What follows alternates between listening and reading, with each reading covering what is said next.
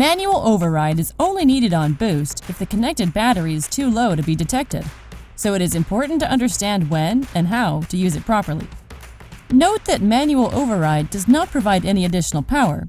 It simply removes auto detection and safety features.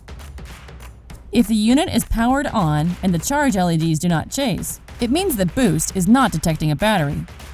A solid connection is crucial for jump starting, so first, check that the clamps are properly secured. A bad connection could be causing the problem. If the clamps are properly connected and the charge LEDs still do not chase, this could mean that your battery is under 2 volts and cannot be detected.